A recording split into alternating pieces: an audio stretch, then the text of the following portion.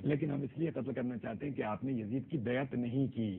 اب اندازہ کیجیے یہ بیعت اگر کوئی کربلا کے بارے میں پوچھے کہ کیا ہے کربلا، نہیں، کربلا سے کوفہ اور شام تک کی تمام جتنی تحریک ہے، سید الشہداء کی ہو یا ثانی زہرا کی ہو، امام سجاد کی ہو، وہ انکار بیعت کا نام. ٹھیک ہے، وہ انکار بیعت کا نام. لیکن میں تمہاری بیعت نہیں کروں. بیعت کے معنی ہے بیچ دینا اپنے آپ کو. بالکل درست کر.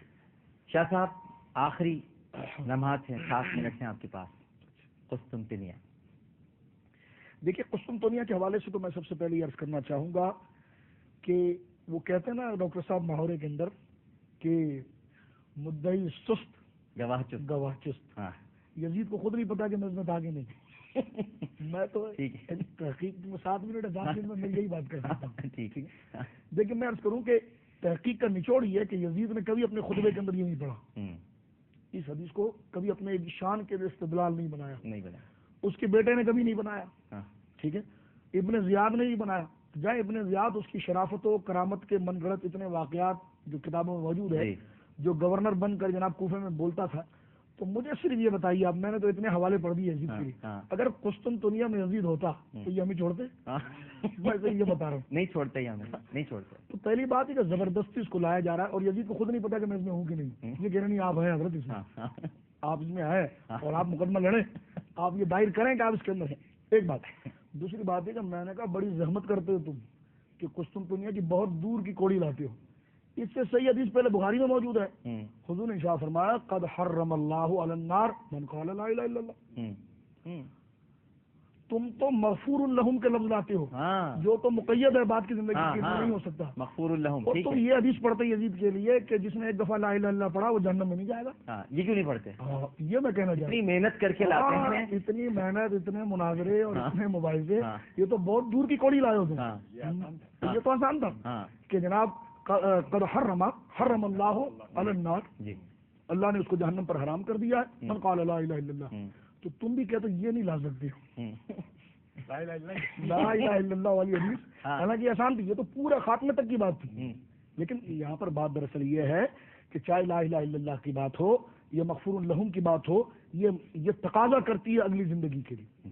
اور اس کا مثال کے طور پر کوئی شخص یہ کہے یہ میرے والد گرامی ہے اور 2 ان کی شان میں گھٹیا الفاظ کہہ دے، اگلا کہے گا بھائی یہ کیا کر رہے ہو، باپ بھی کہہ رہے ہو، باپ کہہ رہے ہو، تقاضا ادا کرو، تقاضا ادا کرو. تو پہلی بات تو یزید اس میں گیا نہیں. سیدنا صدیق اکبر اور سیدنا فاروق اعظم کے دور کے اندر یہ ساری ہماری عمدۃ القاری، فتح الباری، ارشاد الساری اور وہ حضرات جو اس کو استدلال کرتے ہیں، میں کہتا ہوں آپ ہی حضرات کے بزرگوں نے جو شروحاتیں لکھی ہیں، یہ مٹھی بھر بھی نہیں ہے، خواہ شور مچاتا ہے. تو جو اجماع آپ جس کو معتبر محدث سمجھتے ہیں اور آپ جس کو معتبر امام کہتے ہیں، دوست کہوں کیا کہوں، میں تو یہ کہتا ہوں کہ تم وہ حدیث کو اس کی شرح میں دیکھ لو کہ وہ اس کا کیا معنی کرتا ہے اور ہمیں بھی بتا دو کہ انہوں نے کیا معنی اس کا کیا ہے. تو لہذا اس روایت کے اندر یزید داخل نہیں ہے، نہ کسی نے لیا ہے، نہ یزید نے اس کو پسند کیا. ایک بات. اور آخری بات میں یہاں سے اس حوالے سے یہ عرض کرنا چاہتا ہوں کہ حضرت امام حسین رضی اللہ تعالیٰ عنہ وارضاہ عنہ، آپ بھی ماشاءاللہ کئی کتابوں کے مصنف ہیں اور کتاب لکھنے کا طریقہ یہ ہوتا ہے کہ پہلے مقدمہ ہوتا ہے، پھر تفصیل ہوتی ہے، پھر خاتمہ ہوتا ہے. وہ مقدمہ جو ہوتا ہے وہ ہوتا تو چند لائنوں کا ہے لیکن وہ 1000 صفوں کا اجمال ہوتا ہے. ٹھیک ہے نا. اور پھر اس کا آپ اختتام کرتے ہیں. یہی بندے کی زندگی اور زیست میں ہوتا ہے. حسین کا مقدمہ زندگی رسول اللہ نے اپنے سینے پر بٹھا کر لکھ دیا، گردن پر سوار کرا کر لکھ دیا، نجبا رقیبوں میں بٹھا کر لکھ دیا، جنت کی بشارت دلوا کر لکھ لیا. میں آپ سے عرض کروں، حدیث میں آتا ہے کہ سرکار کے پاس جب دونوں آئے تو سرکار نے امام حسن کے دونوں ہاتھوں کو یوں پکڑا اور امام حسن کے دونوں ہاتھوں کو یوں پکڑا، ان سے کہا میرے پاؤں پہ چڑھو. وہ یہاں سے چڑھ گئے، ان سے کہا تم چڑھو، چڑھ گئے. فرما حضوقو اوپر چڑھو، اوپر چڑھو. اب وہ اوپر چڑھتے چلے گئے. چشم تصور میں منظر دیکھ لیا. اللہ کا حبیب جلوگر ہے، رب کریم کا نائب مطلق جلوگر ہے، اس کائنات کا خلیفہ اول رب کریم کا جلوگر ہے. وہ بچے چڑھتے وہ اوپر آئے. حدیث کے الفاظ ہے یہاں تک کہ دونوں شہزادوں نے رسول اللہ کے سینے پر پاؤں رکھے. اللہ اکبر. اللہ. اور حضور نے ان کو قریب کیا اور فرمایا کھولو منہ کھولو. انہوں نے منہ کھولا، سرکار نے ان کی زبانوں پر بوسہ لیا. یہ مقدمہ زندگی حسن و حسین ہے، یہ مقدمہ زندگی حسن و حسین ہے. اب اگر آگے گڑبڑ ہو گئی تو مقدمہ غلط تھا اور مقدمہ غلط نہیں ہو سکتا. جب مقدمہ درست ہے تو یہ اس کی تفصیل تھی، یہ اس کی تفصیل تھی. اور آپ کہیں گے کہ خاتمہ کیا ہے؟ میں نے کہا خاتمہ وہ ہے کہ سر سے لے کر سینے تک حسن ہے، سر سے لے کر سینے تک حسن ہے اور سینے سے لے کر پاؤں تک حسین ہے. تو سر استعارہ ہے فیصلے سے، سینہ استعارہ ہے حلم بردباری سے، اور پاؤں استعارہ استقامت سے. فیصلہ تو وہ کریں گے، حسین کا کام ہے جم جانا. سبحان اللہ. حسین جم گئے اور جم کر انہوں نے دکھایا اور اپنے نانا کی اس مقدمے کی پوری لاج رکھی، اس لیے کہ آپ کی پوری زندگی کا مقدمہ رسول اللہ نے خود باندھا ہے. اس لیے حضرت شاہ عبدالعزیز محدث دہلوی رحمۃ اللہ علیہ نے یوم عاشور کے بارے میں لکھا، امام اہل سنت ہیں، سند حدیث میں ہم تمام کے استاد ہیں. آپ فرماتے ہیں، کسی نے پوچھا حضرت صاحب صرف تقریر فرماتے ہیں یا کوئی محفل بھی کرتے ہیں؟ محفل بھی کرتے ہیں.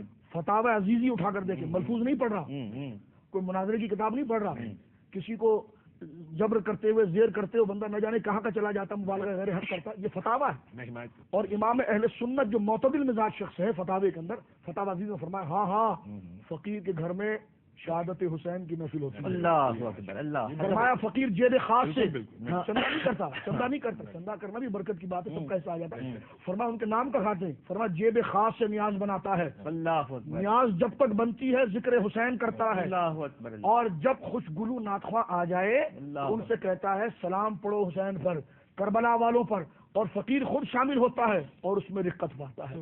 یہ اہل سنت کا مذہب ہے، یہ اہل سنت و جماعت کا مذہب ہے. جزاک اللہ خیر. سبحان اللہ. ماشاء اللہ. اللہ جزاک اللہ. آپ نے تو شاہ صاحب آنکھیں نم کر دی. کیا محبت کی بات ہے ماشاء اللہ، اور کیا خوبصورت جملہ ہے. میں تو آج اسی جملے کو ٹرانسمیشن دو باتیں آج بڑی پیاری ہوئی ہیں. ایک کوکب نورانی اکاڑوی صاحب نے کہا کہ میدان جنگ میں کرامت نہیں دکھائی جاتی، کردار دکھایا جاتا ہے. اور آج ایک جملہ شاہ صاحب کا، یہ میرے لیے بہت بڑا جملہ ہے. مجھے ناتواں کی اور مجھ کم علم کے علم میں اضافے کے لیے کہ کتاب حسین کا مقدمہ نبی کریم صلی اللہ علیہ وآلہ وسلم نے لکھا ہے. جب عام کتابوں کے مقدمے لکھنے والے اس کا پورا اجمالی تذکرہ کر دیتے ہیں اور غلط نہیں ہو سکتا، تو پھر تو یہ لکھنے والا جب غلط نہیں ہے، جو معصوم ہے، جو نبی ہے، تو کتاب کتنی پیاری ہوگی جس کا مقدمہ نبی کریم صلی اللہ علیہ وآلہ وسلم نے لکھا. میں بہت شکر گزار ہوں حضرت سید شاہ مظفر شاہ قادری. بے شک آپ سید ہیں اور آپ نے اپنے نانا کی محبت کا حق ادا کیا. اور میں ایک دوسرے سید بھی جو یہاں پر موجود ہیں ان کا بھی بہت شکر گزار ہوں، مولانا سید محمد علی زیدی الحسینی صاحب. آپ دونوں شخصیات ہمارے اس پروگرام میں تشریف لائیں.